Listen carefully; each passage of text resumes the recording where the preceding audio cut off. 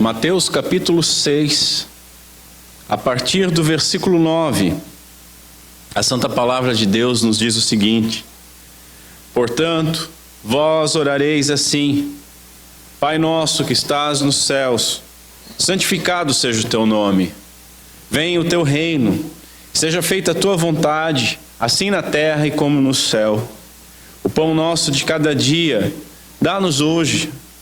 E perdoa-nos as nossas dívidas, assim como nós temos perdoado aos nossos devedores. E não nos conduzas à tentação, mas livra-nos do mal, porque teu é o reino, o poder e a glória para todo o sempre. Amém. Até aqui, vamos orar mais uma vez. Curve novamente sua cabeça. Senhor Deus, nosso Pai, que teu nome seja santificado, Senhor. Que teu nome seja santificado em nossas vidas. E que as nossas vidas possam ser um testemunho do teu santo nome. Nos ajuda nesta manhã, Senhor. Tem misericórdia de nós e nos auxilia através do teu Santo Espírito a compreendermos essa palavra.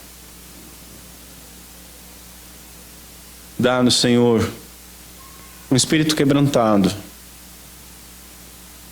pronto a aprender. Dá-nos, Senhor, a alegria da salvação no teu nome.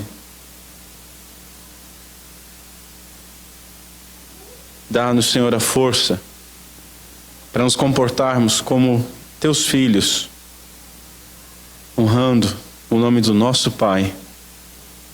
É o que nós te pedimos, no nome santo de Cristo Jesus. Amém.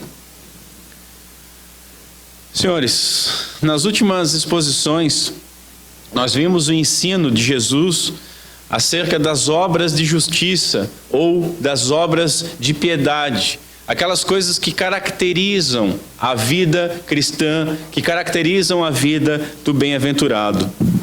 Nós devemos lembrar que Jesus, ele dividiu essas obras em 3 áreas, né? Como nós vimos, as esmolas ou a caridade, a oração e o jejum. Nós podemos notar que Jesus não apenas presumiu a prática dessas atitudes pelos seus discípulos, pelos seus filhos, mas instruiu os seus discípulos a respeito dessas questões.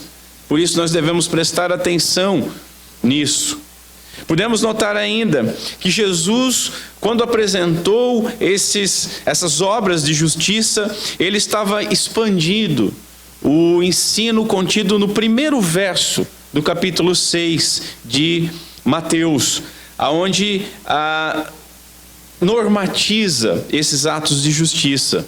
Assim nós aprendemos que toda obra de justiça, seja a esmola, seja a oração e seja o jejum, eles devem ser realizados para a glória de Deus.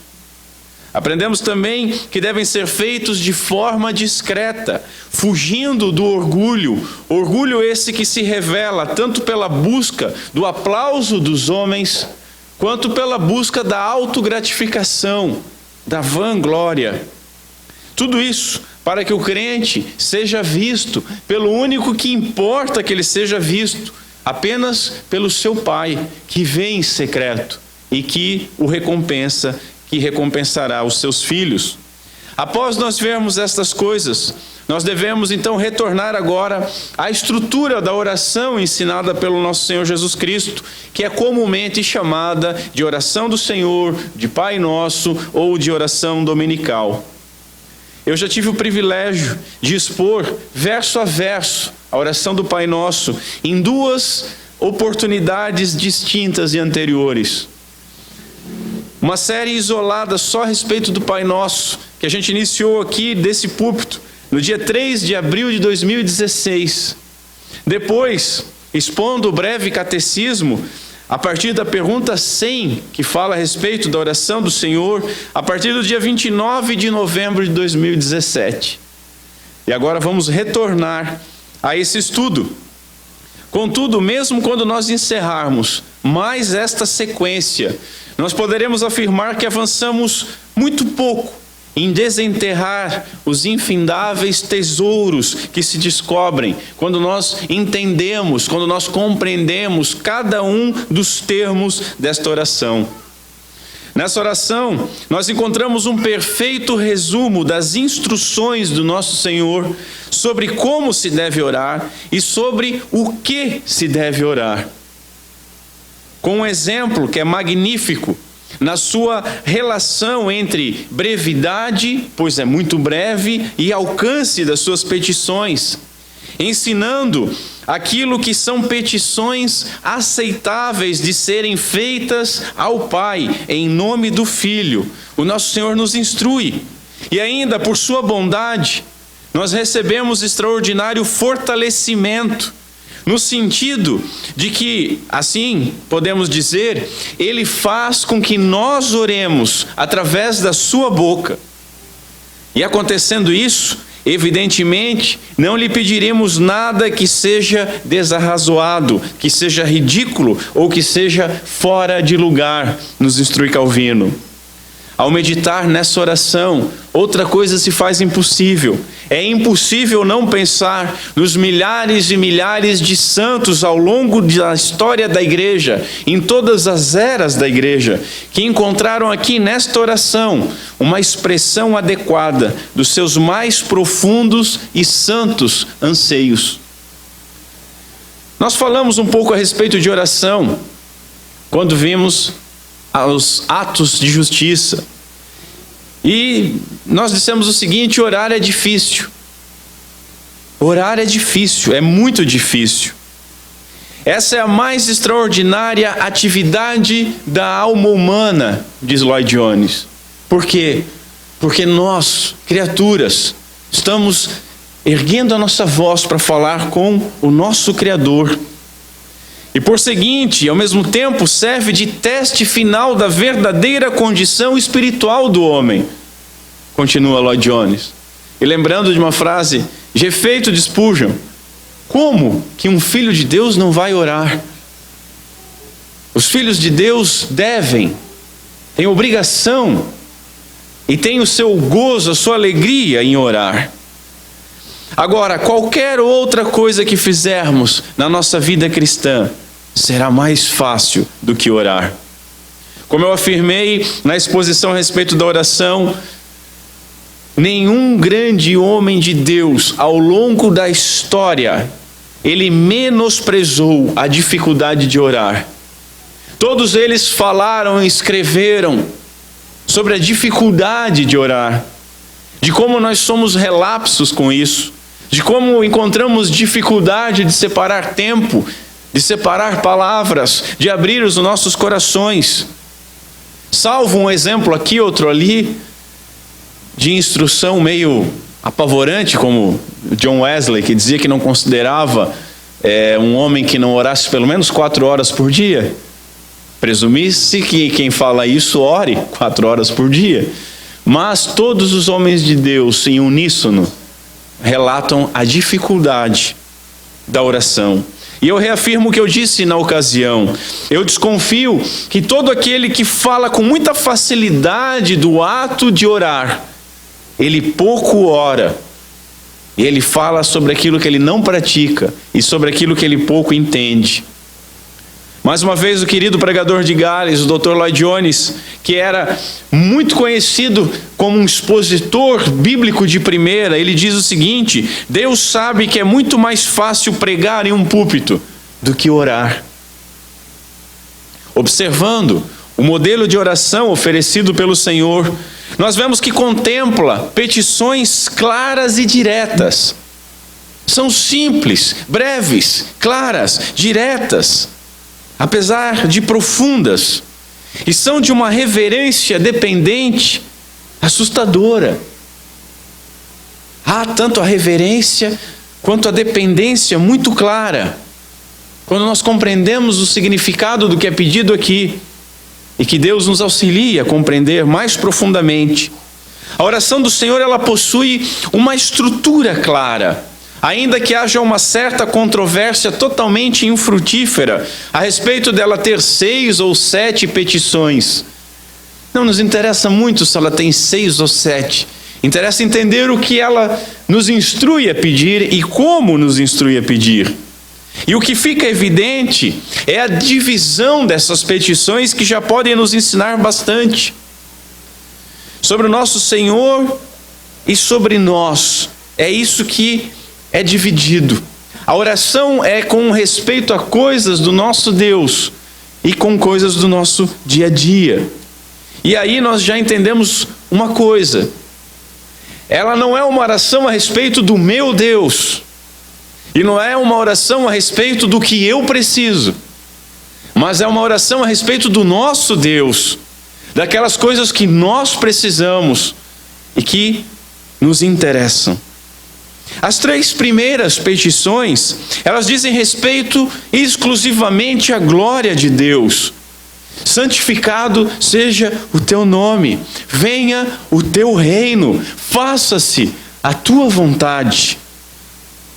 As nossas primeiras petições ao nosso Pai, então, elas devem ser pelo seu nome, elas devem ser pelo seu reino, e elas devem ser pela sua vontade. E basicamente isso já demonstra a fragilidade da maioria das nossas orações, que não colocam essas coisas, e se colocam, não colocam essas coisas em primeiro lugar. A primeira petição direcionada a nós, ela vai ocorrer apenas no 4º pedido. O pão nosso, dá-nos hoje. Somente no 4º pedido. O fato é que jamais devemos começar pensando em nós mesmos. E como é estranho. Até é estranho para nós. Como assim? Eu vou orar, mas eu não devo começar a orar pensando em mim? E ainda que eu tenha um coração comunitário, quando eu vou orar, a primeira coisa que eu devo pensar não é na nossa comunidade. Não. Nós devemos começar pensando, pedindo as coisas que dizem respeito a Deus em primeiro lugar. Como nós falamos, a oração é simples, a oração é direta, ela não permite rodeios. Os religiosos da época e os religiosos dos dias atuais gostam de muito rodeio.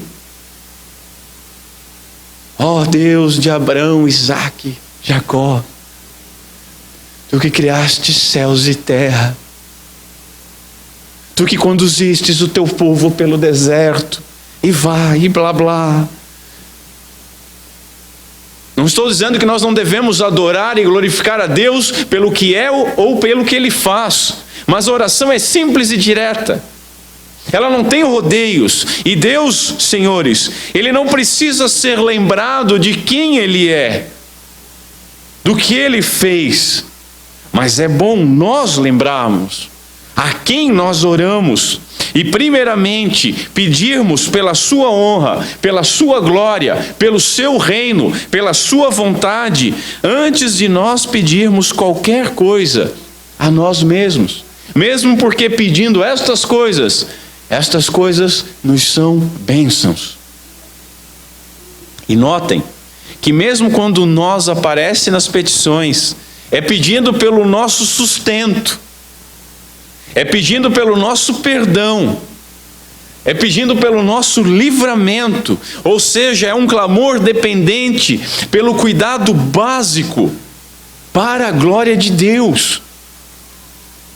Dito diferente, são pedidos que tratam do cuidado de Deus para conosco, onde nós suplicamos e confessamos as nossas necessidades, tanto a Deus, para que seja dada toda a glória a Ele, porque Ele nos fornece essas coisas, quanto para que, uma vez que sejamos munidos de graça, perdoados dos nossos pecados, que recebamos o alívio das nossas necessidades, tenhamos então a força através do pão cotidiano, a paz com Deus através do perdão e o livramento do mal, para podermos então glorificarmos a Deus diariamente.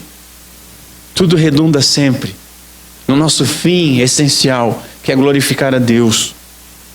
Portanto, das 3 petições da oração, e eu vou tomar como 6, aliás, e não 7, tomarei como 6. Dessas 6, 3 são para a glória direta de Deus, e 3 são pelo cuidado de Deus. De maneira que 50% da oração, e esse deveria ser um bom modelo para nós, 50% da nossa oração, assim como a oração do Pai Nosso, deveria estar relacionada com louvor e adoração. Você tem orado assim, irmão? E mais da metade das petições relacionadas conosco, com as nossas necessidades, mais da metade, sendo a divisão de 3 na nossa cabeça, né? Dessas 3, 2, ou se você dividir em 4, 3 dessas, elas são relacionadas com perdão e preservação do mal. Apenas uma diz respeito às nossas necessidades mais elementares, mais básicas e mais pessoais. Você tem orado assim, irmão? Será que as nossas orações condizem com aquilo que Jesus nos deu como modelo? Nós temos orado de verdade? Nós sabemos orar? E esse é meu primeiro ponto. Nós sabemos como orar? Notem que Jesus diz o seguinte, ele literalmente, traduzindo literalmente o grego, ele diz assim: assim, pois, orai vós. Já dando uma ajeitadinha, orem desta maneira. E aqui é uma coisa que nós devemos trazer à luz antes de nós continuarmos. Existe uma certa controvérsia sobre o uso desta oração, da oração do Pai Nosso. Ela deve ser estritamente recitada, ou ela pode ser ocasionalmente recitada, ou ainda ela é apenas um modelo e não deve ser recitado. Vamos tentar entender essas 3 controvérsias. Aqueles que defendem que ela deve ser exclusivamente recitada, ou seja, cada vez que você for orar, você deve repetir palavra por palavra. Eles apoiam-se na literalidade das palavras de Jesus. Eles dizem basicamente, na sua defesa, que Jesus diz o seguinte: orai assim. E não disse, olha, usai este modelo para vocês orarem. Todavia, o argumento é frágil. Porque orai assim, ele não disse orai palavra a palavra. Orai assim pode ser entendido também como um modelo. Já aqueles que negam a liberdade de ocasionalmente recitá-la, apoiam-se no verso 7 que nós já estudamos. Quando vocês orarem, não usem de vãs repetições. Logicamente, que recitada mecanicamente, a oração do Pai Nosso não tem valor algum. Sabe aquele? Pai Nosso, santificado seja o nosso nome, venha a nós, vosso reino, seja feita a vossa vontade, amém. Não tem valor algum. Contudo, tendo em memória aquilo que Jesus mesmo escolheu, as palavras que ele escolheu, o sentido das palavras que ele escolheu, quando nós recitamos, como eu já disse, estamos recitando e falando como se fosse com a boca do próprio Senhor.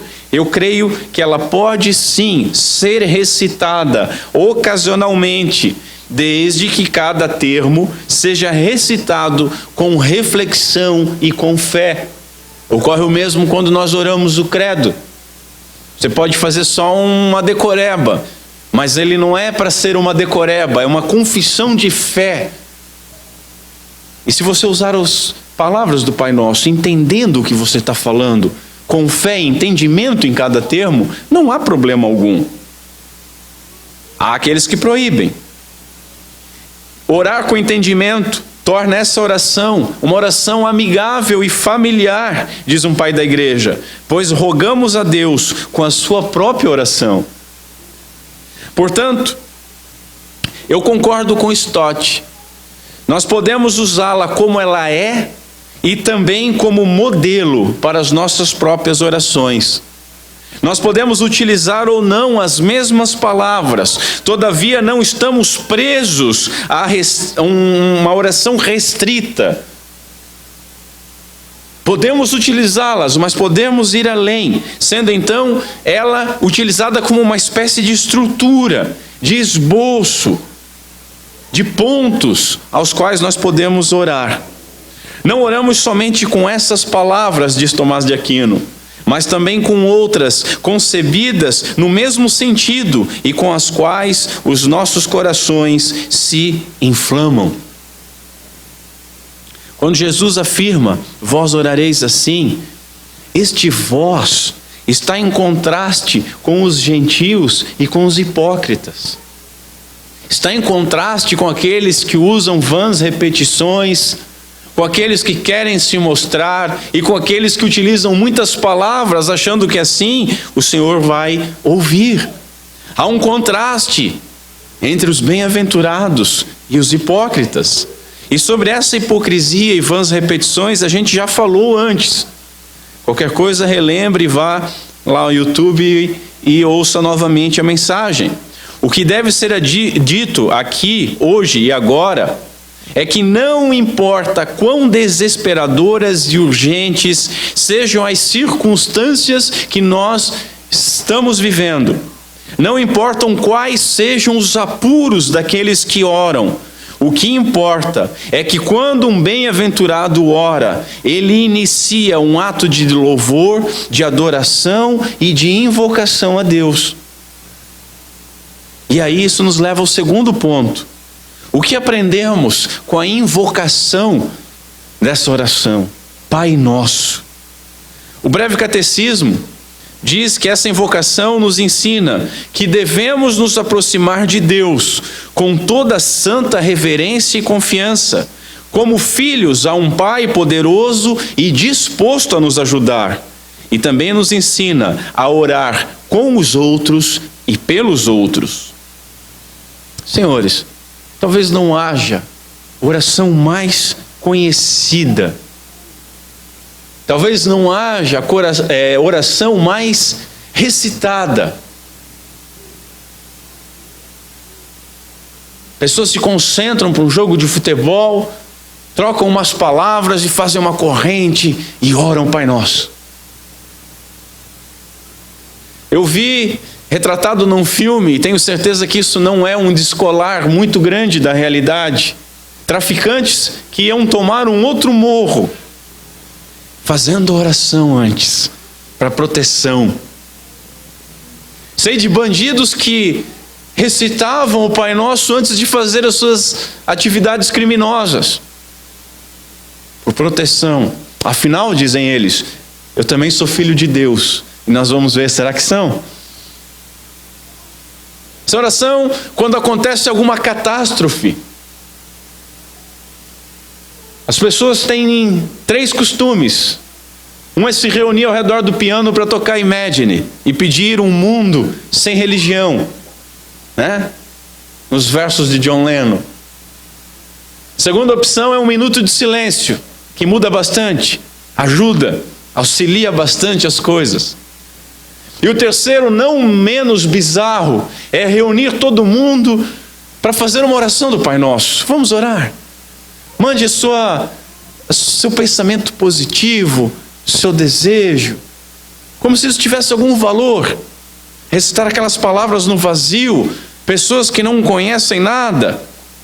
Essa oração é recitada por cristãos, às vezes errados, às vezes não. Por cristãos nominais, aqueles que se dizem cristãos, mas nem participam da igreja. Ela é citada por espíritas. Ela é citada por ateus. Ela é citada por atôas. Ela é citada. Mas essas 2 palavras iniciais, Pai Nosso, elas já condenam como vã repetição a grande maioria das suas recitações. Porque não há o entendimento do que se está falando. As duas coisas das quais sempre devemos nos lembrar quando oramos é quem é Deus e quem nós somos. Nós somos membros de uma comunidade, diz um teólogo, e por isso nós dizemos nosso, porque somos membros de uma comunidade, não somos isolados. Então, dizemos nosso. E nós também fomos aceitos por Deus como filhos de Deus, por isso dizemos Pai, Pai nosso. O Deus a qual oramos não é um ser impessoal, Ele é pessoal. Ele é Pai. Não pode haver maior desonra e maior idolatria, ou idolatria mais clara, do que buscar ajuda em outro que não Deus. E as pessoas, quando são apertadas pelos problemas, já diz o dito popular, assim, acende uma vela para o santo e outra para o diabo. Quando nós olhamos a história do povo de Israel, qualquer problema já estavam fazendo poste ídolos. Qualquer problema já estavam invocando a Baal. Quando nós vemos hoje a igreja fraca, faminta da palavra de Deus, franzina, qualquer problema que tem já busca um curandeiro, um profeta, já vai tomar uma garrafada, já vai levar uma oração, um passe de um pastor ou apóstolo ou apóstola. Não pode haver desonra maior do que isso. É a Deus que nós devemos recorrer, ou afinal de contas Ele não tem o suficiente para nos dar, ou afinal de contas Ele seria mesquinho, cruel, e nós teremos que buscar outro ou outra pessoa para intermediar o nosso contato com Ele. Nós não devemos, senhores, buscar água em cisternas rotas, mas devemos buscar água na fonte das águas. A oração inteira do Pai Nosso, ela demonstra a nossa dependência do Pai, do nosso Pai. E essa dependência, ela deve ser total e permeada de confiança, que apenas um filho poderia demonstrar. Veja o seguinte, toda oração a Deus, nós sabemos disso, ela deve ser em nome de Cristo. É o que o Senhor nos ensina. Tudo que quanto pedirdes ao Pai, em meu nome, recebereis. E há pessoas até que falam mal da oração do Pai Nosso, porque tecnicamente, na cabeça delas, ela não é oferecida em nome de Cristo. Isso é bizarro, porque mostra falta de entendimento. Porque quando nós invocamos Pai Nosso, nós nos dirigimos à Trindade por meio da Trindade. Nós vamos ao Pai por meio do Filho, no poder do Espírito Santo. Toda a Trindade está envolvida. Portanto, a oração do Pai Nosso, ela não pode ser oferecida, senão por meio do nome de Cristo Jesus. Sproul, um pastor falecido, ele nos lembra que Jesus é a única pessoa em toda a história que tem direito legítimo de chamar Deus de Pai, pois Jesus é o unigênito do Pai, o único Filho natural de Deus. Só Ele poderia dizer Pai. E isso nos ensina que toda oração verdadeira é uma oração mediada. Sempre tem que haver um mediador. E há um mediador entre Deus e os homens. Há um único mediador entre Deus e os homens, que é Cristo. As pessoas tentam usar como mediador santos, santas. Pai, mãe, primo, porque não pode dizer que tem irmão, né? De Jesus. As pessoas tentam usar padres, bispos, como mediador. O povo de Israel, ainda sob a lei cerimonial, antes do véu ser rasgado, tinha o seu templo e tinha os seus sacerdotes que ofereciam sacrifícios a Deus como uma mediação. Mas o véu rasgou, Cristo veio. E hoje, infelizmente, nós vemos muitas pessoas fazendo-se de pastores como mediadores, buscando a oração do pastor como se ela fosse diferente, buscando a oração de um padre como se fosse diferente, ainda que na missa, ao menos, eles chamam de sacrifício, né? É um sacerdote. Mas Lutero, pela graça de Deus, nos ensinou: o sacerdócio é universal. Você é um sacerdote, eu sou um sacerdote. Nós não nos reunimos num templo, mas num prédio da igreja. Isso aqui não é um altar porque nada é oferecido aqui. Isso aqui é só um tablado com um púlpito onde a palavra de Deus é pregada. E eu não sou mais sacerdote que nenhum dos senhores. Por isso, todos nós temos acesso a Deus por um único mediador, um novo e vivo caminho, que é Cristo. Cristo é o único mediador entre Deus e os homens, e, portanto, somente aqueles em comunhão com Cristo têm, por meio de Cristo, acesso ao Pai. O fato dele ser Pai nosso estabelece o relacionamento que existe entre os discípulos de Jesus e Deus. Deus, senhores, não é Pai de todos. Isso é um ditado popular e é errado. Isso é mentira. Deus não é Pai de todos. Nem todos são filhos de Deus. E por isso, eles não podem afirmar de maneira verdadeira: Pai nosso. Podem falar da boca para fora, mas não são filhos. Não entendem essas coisas. Mas a todos quantos o receberam, que receberam a Cristo, deu-lhes o poder ou o direito de serem feitos filhos de Deus, a saber, aqueles que creem no seu nome, nos ensina João capítulo 1. Destes que creram, e apenas destes, Jesus é o mediador. Destes e apenas destes, Jesus é o Redentor e exerce um ofício de sacerdote. Lembram dos sacerdotes, dos ofícios do Redentor? Profeta, sacerdote e rei. E como sacerdote, ele ofereceu não só expiação pelos nossos pecados, como se ofereceu como sacrifício vivo, mas ainda tem um terceiro âmbito na sua atividade de sumo sacerdote que Hebreus nos ensina, e Paulo também nos ensina em Romanos. Ele vive a interceder pelos seus.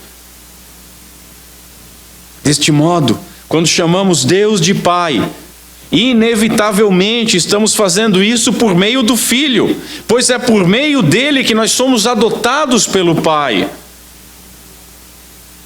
Pai esse que nos predestinou para Ele, para a adoção de filhos, por meio de Jesus Cristo. Paulo nos instrui em Efésios. O próprio Jesus orou da seguinte maneira: é por eles que eu rogo, não rogo pelo mundo, mas por aqueles que me destes, porque eles são teus. Aqueles que foram dados a Cristo são do Pai. São filhos de Deus, e estes podem dizer: Pai nosso, verdadeiramente. Somos de Deus, Ele é nosso Pai, por meio de Cristo Jesus. E isso é importantíssimo, e vamos reafirmar isso de outra maneira para que fique bem claro. Somente aqueles que estão no Senhor Jesus Cristo são verdadeiros filhos de Deus. O crente tornou-se filho de Deus somente através da adoção. Nos ensina Lloyd Jones. A adoção, uma das doutrinas mais belas e mais caras ao povo de Deus. Sendo assim, qualquer homem, ele pode dizer da boca para fora que é filho, mas nenhum homem é naturalmente filho de Deus. porque nem todos o são. Na verdade, nós encontramos o seguinte: Efésios 2, Paulo diz que na verdade todos nascemos filhos da ira. Jesus diz em João 8, filhos do diabo. Jesus diz em Lucas 16, filhos do mundo. Contudo, como a Confissão de Fé de Westminster bem nos ensina, a todos que são justificados, Deus se digna a fazer participantes da graça da adoção. Adotados em Cristo Jesus, filhos de Deus.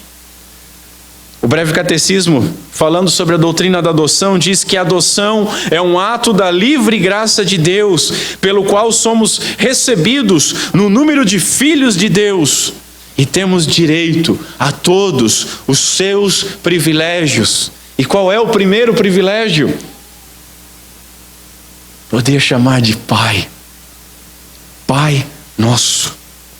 Paulo diz que os crentes receberam o espírito de adoção de filhos, pelo qual os crentes clamam, Abba, Pai. Somente através do Espírito Santo, e o Espírito Santo só foi dado àqueles que foram regenerados. Assim, podemos chamá-lo de Pai nosso, apenas porque Ele nos adotou. É somente pelo Espírito Santo, o qual nos uniu a Cristo, que agora podemos dizer, Pai, Abba, Pai. Abba é Pai, em aramaico. E notem, é Pai, não é paizinho, eu já falei sobre isso, né? Não tem nada de paizinho aqui, é Pai. Um sentimento de reverência e de maturidade, entendendo a relação entre pai e filho. Tendo entendido essas coisas, fica evidente que essa oração é para crentes. Ela pode ser recitada como for, mas essa oração é para crentes em Jesus Cristo e tão somente para eles. Somente crentes verdadeiros podem dizer verdadeiramente, Pai nosso. Somente aqueles que foram feitos, que foram chamados de bem-aventurados, podem dizer Pai nosso. Deles é o reino dos céus. Estes verão a Deus, estes serão chamados filhos de Deus. Lembram que nós vimos isso nas bem-aventuranças? Serão chamados filhos de Deus. Verão a Deus, destes é o reino de Deus, porque somente estes receberam o Espírito de adoção. Um dos pais da igreja, João Crisóstomo, ele diz que quem, pois, diz Pai, ele confessou por essa única denominação a remissão dos pecados, ou seja, o perdão dos pecados, a adoção que é feita através de Cristo Jesus, a herança, afinal de contas, somos herdeiros de Deus, co-herdeiros em Cristo Jesus. Continua ele, a fraternidade com respeito ao seu unigênito, o unigênito que é o primogênito da ressurreição, a qual nós fomos feitos irmãos, e o dom do Espírito Santo, porque ninguém pode dirigir esse nome a Deus, senão o que se apoderou simultaneamente de todos esses bens. Glória a Deus! Só poder dizer de maneira verdadeira, Pai, já deveria nos bastar para júbilo. Só poder dizer Pai e não estar mentindo, já deveria bastar. Nós já deveríamos dizer isso nos basta. O Deus o qual nós oramos, Ele não é impessoal, Ele é pessoal. Ele é Pai e é nosso Pai. Cristo nos ensina aqui algo maravilhoso. Nós não podemos iniciar a oração pensando em nós mesmos. Primeiro nós iniciamos a oração nas suas petições iniciais com respeito à honra e à glória de Deus. E toda oração desde o início, ela é coletiva. Não é Pai meu, mas é Pai nosso. É venha a nós o teu reino. É o pão nosso que é pedido. Dá-nos, Senhor, hoje. É o perdão pelas nossas ofensas. É a intercessão por aqueles que têm nos ofendido. É não nos deixe cair prostrados.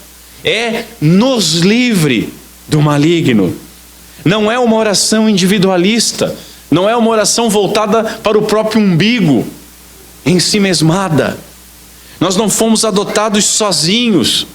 Nós não somos filhos únicos de Deus. Nós fomos chamados em comunidade. É o amor fraterno que é o cerne da oração.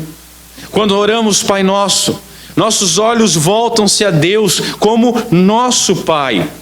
A comunidade deve estar sempre aos nossos olhos, sempre diante de nós. Ao orar é preciso lembrar que nós somos parte da família de Deus, constituída de cristãos de todo o mundo. Nós temos que lembrar da nossa comunidade. Nós temos que lembrar das comunidades da nossa cidade.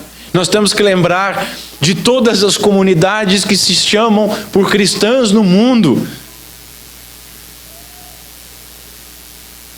Quando você se coloca para orar, você não está sozinho, irmão.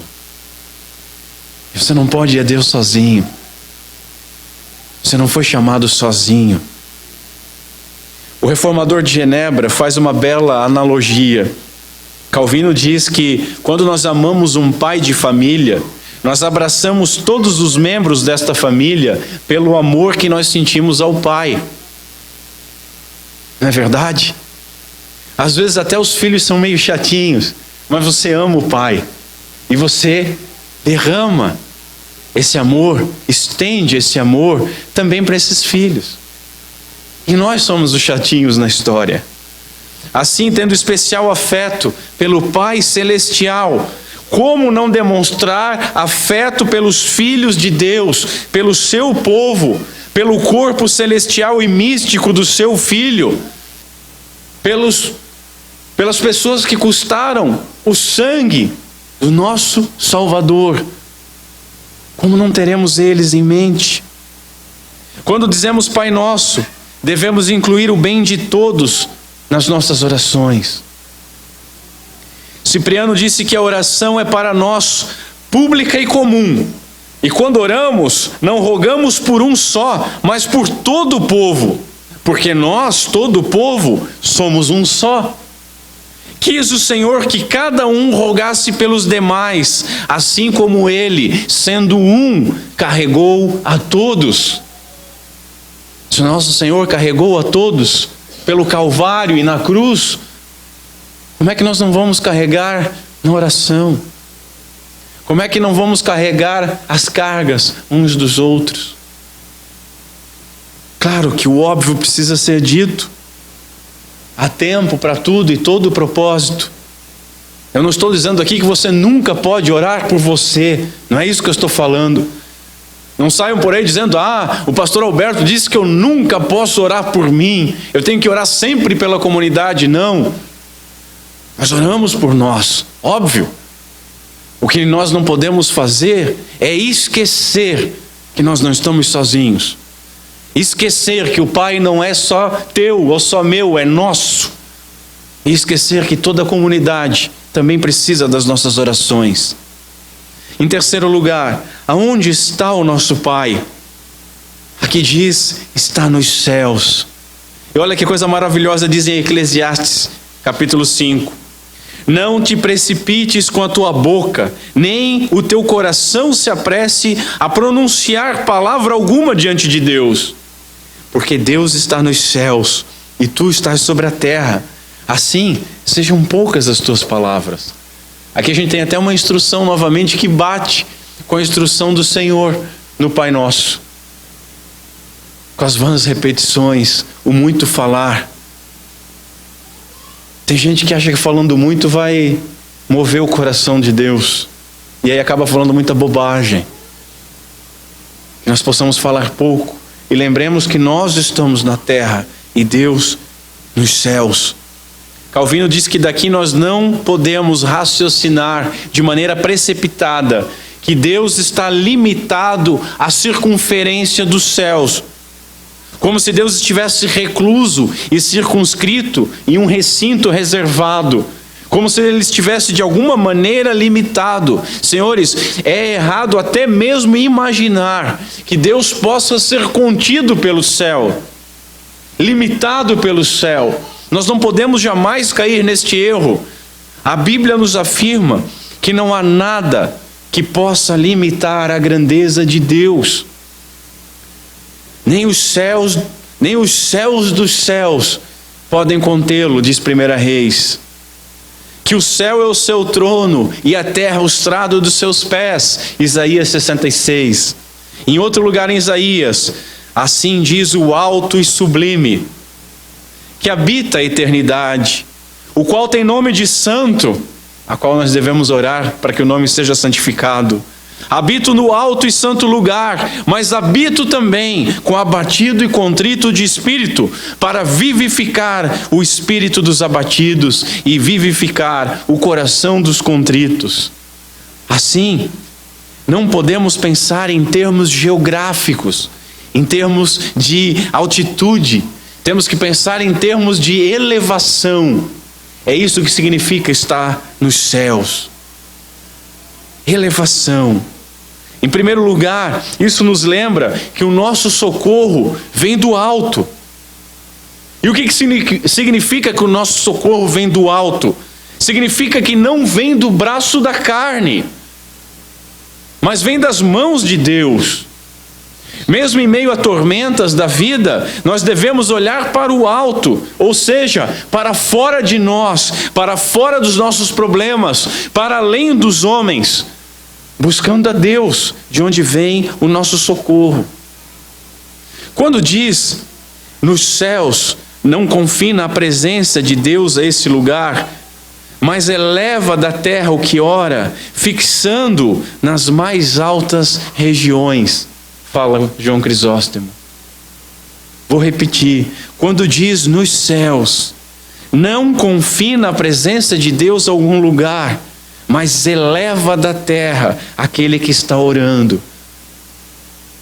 Faz com que nós tiremos os nossos olhos do nosso contexto, do nosso dia a dia, das nossas preocupações, das nossas limitações, dos nossos medos, das nossas ansiedades, e coloquemos então o nosso coração no Senhor. Em segundo lugar, essa expressão nos faz entender que Deus é exaltado, é poderoso, é altíssimo e, portanto, está além da nossa compreensão.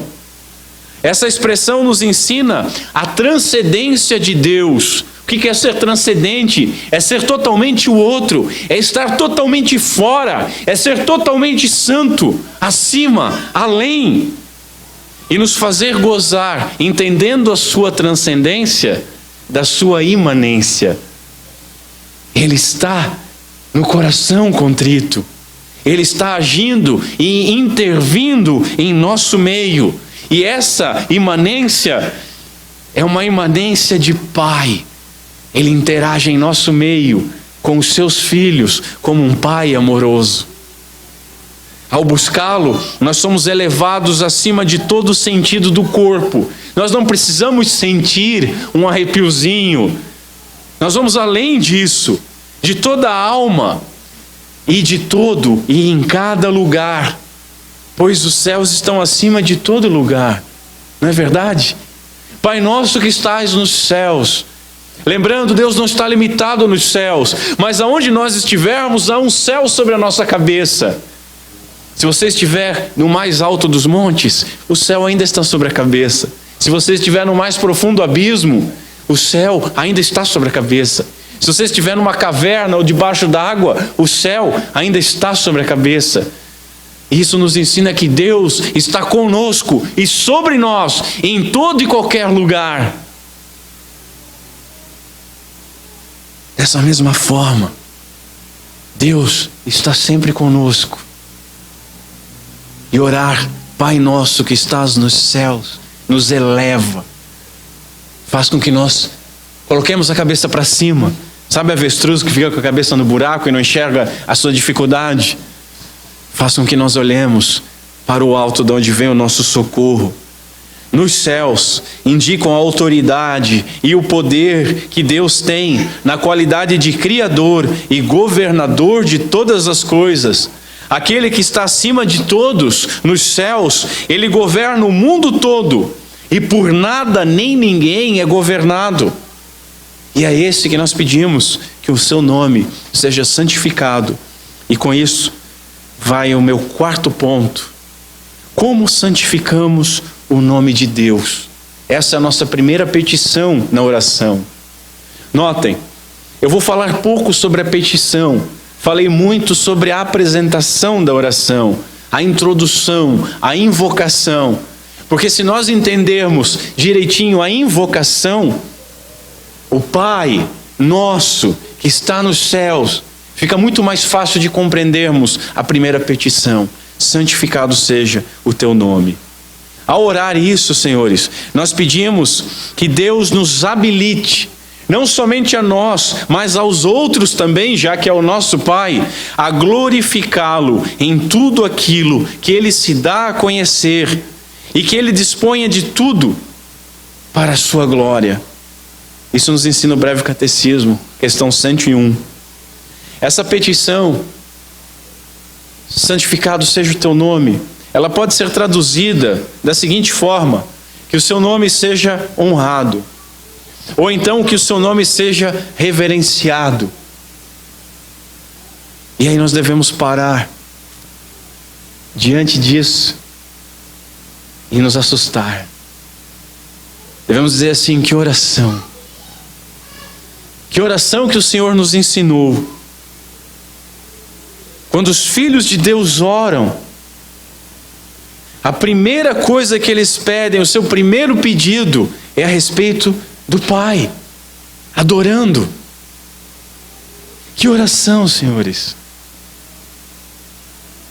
Que distância do nosso dia a dia, não? Daquilo que nós chamamos de oração e muitas vezes não é. Aquela oração que esquece que é o Pai nosso, que esquece que está nos céus, e parece que Deus está limitado diante dos nossos problemas. Aquela oração que, ao invés de primeiro reverenciar a Deus, quer dizer como Deus deve agir, por que Ele deve agir, de que forma que Ele deve agir. É quase como se oferecesse um papel para Ele e dissesse assim: olha, está tudo aqui certinho, só carimba. Não, deixa que eu carimbo, em nome de Jesus. Agora o Senhor tem que fazer. Vamos colocar Deus na parede. Que miséria dos homens, e que oração que o nosso Senhor nos apresenta. Quando os discípulos perguntaram como que deveriam orar lá em Lucas, quando Jesus aqui nesse sermão, Ele começa a ensinar a respeito da oração. Ele ensina que a prioridade da oração deve ser com Deus, com a honra, com a glória de Deus, com a santidade de Deus. Essa é a coisa mais importante. A coisa mais importante pela qual Jesus disse que nós devemos orar é para que o nome do seu Pai seja considerado santo. Essa tem sido a nossa preocupação? Essa tem sido a sua preocupação? Seu nome seja considerado santo. Vamos nos deter um pouquinho a respeito de nome. Os nomes nas Escrituras Sagradas, eles tinham um significado especial. Os nomes, eles definiam a própria pessoa. Nós vemos até pessoas que mudaram de nome por causa de uma mudança da sua situação ou do seu caráter, né? Não vamos dizer que Saulo mudou para Paulo, tá? Pelo amor de Deus, não digam isso, porque não há mudança nenhuma. São só duas formas de ver o seu nome. Mas nós temos Jacó, que é o usurpador, que é mudado o nome para Israel, aquele que luta com Deus. Nós temos Noemi, que amargurada diz: chamem-me agora de Mara, porque eu estou passando por grande amargura. O nome ele dava o significado. O próprio nome de Jesus, o Senhor salvará, é o que significa Jesus. Emanuel, Deus conosco. Os nomes então têm muito significado. E os nomes de Deus, eles representam Ele próprio. O nome significa como Deus se revelou. Os nomes que nós conhecemos de Deus são tirados a partir da revelação dos atos de Deus. Aquilo que Ele faz, aquilo que Ele fez, aquilo que Ele fará e aquilo que Ele é. Os primeiros discípulos compreenderam isso de maneira mais fácil. Mateus escreve para judeus. E o judeu, por reverência e até por excesso de reverência, ele nem pronunciava o termo do nome de Deus. Ele usava só o tetragrama, que depois ficou conhecido como Yahvé ou Javé, mas ele não falava. Ele se referia a Deus como o teu nome. Ele se referia a Deus como a Adonai, Senhor, o teu nome. Um nome que não se pronuncia. À luz do Antigo Testamento, o nome significa tudo que está envolvido na pessoa de Deus. Tudo quanto nos foi revelado pela palavra de Deus a respeito dele. Quando nós falamos o nome de Deus, nós estamos olhando para toda a Escritura que fala sobre Deus. Significa Deus em todos os seus atributos. Deus em tudo que Ele é, em tudo quanto é em si mesmo. Deus em tudo que Ele tem realizado e continua realizando. Portanto, o nome de Deus é o próprio Deus, como Ele é em si mesmo e se tem revelado, tanto de maneira natural, como pela revelação natural, como um Criador excelente, quanto pelas Escrituras Sagradas, e principalmente pelas Escrituras Sagradas, que nos dão o sentido de quem Deus é. Veja, nós não pedimos para que Deus seja santo. Quando pedimos, santificado seja o teu nome, nós não estamos dizendo, Senhor, seja santo, porque isso é absurdo. O nosso Deus é 3 vezes santo. O nome, a pessoa de Deus, não admitem de forma alguma graus de santidade. Ele não se torna mais ou menos santo conforme nós oramos ou deixamos de orar. Nós não podemos agregar valor à santidade de Deus. Mas nós oramos para que o valor da sua santidade seja então reconhecido, seja vivido pela sua igreja, seja obedecido pelos seus filhos, seja reverenciado pelo mundo, seja honrado nessa terra e seja temido.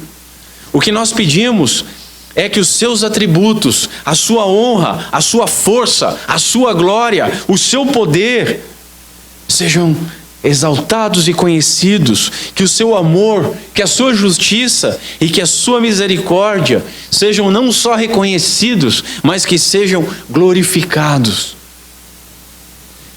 É, portanto, digna uma oração a Deus que não pede nada antes da glória do Pai, diz aquele que foi chamado de boca de ouro. É uma oração que pede primeiramente a glória do Pai. Orar não para que Deus se torne santo, mas orar para que Deus seja tratado como santo e que o seu nome não seja desprezado. A igreja tem desprezado o nome de Deus. Não é que a igreja hoje rasga suas vestes quando vê o nome de Deus sendo blasfemado lá fora. Não é que a igreja sinta pesar em seu coração quando o nome de Deus é blasfemado lá fora. Nós vivemos dias que a própria igreja blasfema, humilha, não reverencia o nome de Deus, quebrando o 3º mandamento. Assim, o que nós estamos pedindo a Ele é que o seu nome seja falado e pensado entre os homens com extrema reverência. próprio Cristo orou da seguinte maneira: Pai, glorifica o teu nome. E essa é a nossa finalidade: glorificar ao nosso Pai e gozá-lo como nosso Pai. E nem isso nós conseguimos orar, nem isso nós conseguimos desejar. Clamemos então, junto com o salmista: engrandecei o Senhor comigo. A todos, a uma, lhe exaltemos o nome. Que a nossa vida, que as nossas atitudes possam servir para que o nome do Senhor seja exaltado entre as nações. É para isso que serve o embaixador. Sendo luz, que as nossas boas obras brilhem, para que os homens glorifiquem ao nosso Pai. Portanto, senhores, o nome de Deus ele é santificado quando Deus glorifica e santifica o seu próprio nome no mundo. Por isso nós pedimos, em primeiro lugar, é Ele que faz, é Ele que glorifica, é Ele que santifica. Olha essa exortação para Israel lá em Ezequiel 36. E eu santificarei o meu grande nome, que foi profanado entre os gentios, o qual profanastes no meio deles. Nós estamos entre gentios, estamos numa situação semelhante do povo de Deus em Israel. Nós temos profanado o nome de Deus. E que Deus tenha misericórdia, que nós possamos orar e pedir e clamar para que Deus santifique o seu nome, mas que Ele não santifique sobre nós, que nós não precisemos ser levados num cativeiro babilônico para exaltar o nome de Deus. Seu nome também é santificado quando Deus, operando pelo nosso intermédio, Ele capacita-nos a glorificar o seu nome, santificando. Nós fazemos isso quando nós somos zelosos quanto aos atributos de Deus, quando somos zelosos quanto às ordenanças de Deus, quanto à palavra de Deus, quanto às obras de Deus. Nós pedimos que o seu nome seja santificado em nós. É isso que nós devemos pedir. E porque Ele disse: sede santos, porque eu sou santo. É isto que nós pedimos e rogamos. Santificai o vosso nome. Nós estamos dizendo também: nos santifica. Porque nós devemos ser santos como tu és. O seu nome é santificado quando os seus filhos, eles são obedientes, quando eles são santos. Quando nós pedimos então que o seu nome seja santificado, nós pedimos que ele seja reverenciado, tanto por nós quanto pelos outros. Nós pedimos que o seu nome seja tratado, honrado e temido como santo, tanto por nós quanto pelos outros. Nós pedimos ainda que aquele que pode restringir o mal, que ele haja, e ele haja refreando a impiedade, tanto a nossa quanto a dos outros, silenciando as blasfêmias, tanto as nossas quanto as dos outros, e por fim, quebrantando a irreverência, tanto a nossa irreverência quanto a dos outros. Portanto, quando pedimos que o seu nome seja santificado, pedimos que o Espírito Santo faça o Pai conhecido, separado e glorificado no mundo. E isso deve iniciar por nós, deve iniciar pelo seu povo, deve iniciar pela sua igreja, deve iniciar por aqueles que dizem: Pai nosso. O nome do Senhor tem sido profanado no mundo por nossa culpa. Você falou do Antigo Testamento. Paulo diz o seguinte: o nome de Deus é blasfemado entre os gentios por causa de vós. Que terrível coisa é! Que vergonha nós estamos impingindo ao nome santo. As coisas santas são motivos de riso lá fora. O seu nome é profanado por obras, por palavras e atitudes daqueles que ousam ainda dizer que são filhos de Deus. Por isso é urgente nós entendermos essa oração. Por isso é urgente nós orarmos: santificado seja o teu nome. Por isso, a nossa oração só pode ser feita verdadeiramente quando nós somos bem-aventurados por aqueles que foram a Cristo, que receberam o perdão dos pecados, que foram adotados, que têm o Espírito Santo e por terem o Espírito Santo podem dizer: Pai nosso. Por aqueles que são guiados por Cristo, por intermédio do Espírito Santo, a lei de Deus, para serem santificados por uma obediência amorosa. Por aqueles que conseguem compreender a relação do terceiro mandamento da lei de Deus com a primeira petição da oração do Pai Nosso. Lá na lei diz o seguinte: não tomarás o nome do Senhor teu Deus em vão, porque o Senhor não tomará por inocente aquele que tomar o seu nome em vão.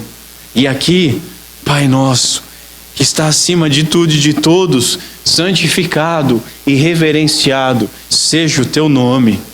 Que o Senhor nos ajude, que o Senhor nos ajude. E o que nós temos feito? O que nós temos feito, senhores? Nós temos orado como filhos que foram adotados em Cristo Jesus. Nós lembramos dos demais nas nossas orações? Ou só oramos dizendo eu, minha, meu? As nossas primeiras preocupações são com a glória de Deus? São com o seu nome? São com o seu reino? Ou nós colocamos o nosso pão à frente da nossa preocupação com o reino de Deus? É buscar o reino em primeiro lugar, que se diz, né? E tudo mais vos será acrescentado. Ou pior, será que nós não colocamos nem o nosso pão? Colocamos o meu pão. Nós temos santificado o nome do Pai? Ou será que o mundo tem blasfemado o santo nome por culpa minha e por culpa sua? Vamos ficar em pé. Curva a sua cabeça.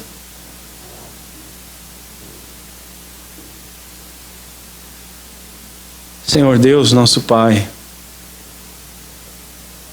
santificado seja o teu nome. Tem misericórdia de nós, Senhor.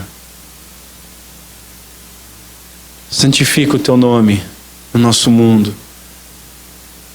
Santifica o teu nome na nossa vida. Glorifica o teu nome em nosso meio. Desperta, Senhor, os nossos espíritos a essa palavra tão gloriosa,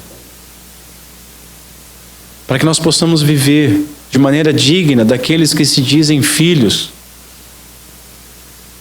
Desperta, Senhor, o nosso apetite, a nossa sede por justiça. Desperta em nossos corações um zelo pelo teu nome, pela tua honra, pela dignidade da tua santidade. Nos auxilia a tirar, Senhor, as traves dos nossos olhos, antes de queremos olhar cisco no olho alheio. Dá-nos um espírito quebrantado, pois temos falhado, Senhor. Concede-nos graça e misericórdia por meio de Cristo Jesus e nos ajuda. Dá-nos tristeza quando por nosso motivo o teu nome é zombado. Não permita, Senhor, que as nossas atitudes contribuam para a blasfêmia do mundo. Trabalhe em nossos corações. E depois de sarados, Depois de conformados, dá-nos ainda um espírito quebrantado, que se aflija quando o teu nome é vituperado no meio do povo pagão. Que nós possamos sofrer pelo teu nome, não com ódio daquele que blasfema, mas pela falta de entendimento do mesmo e pelo amor ao teu santo nome. Mas para isso, Senhor, nós sabemos que primeiro temos que fazer o nosso dever de casa. E para isso, nós precisamos da tua ajuda, pois sem ti nós não podemos fazer absolutamente nada. Por misericórdia, dá-nos um temor, um respeito, a honra do teu nome, e santifica o teu nome. É o que te pedimos, em nome de Cristo Jesus, nosso Senhor. Amém.